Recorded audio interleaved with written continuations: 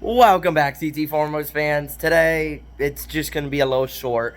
We may be putting this boat in the water sometimes a month, if everything goes well, Jace. If everything goes well, we got to do a little bit more work. New fish finder, new bilge pump, and just more electrical and boring stuff that we're not going to make a 20-minute video on. So, yeah, hope you guys stick around, like, subscribe, and see you guys on the next video.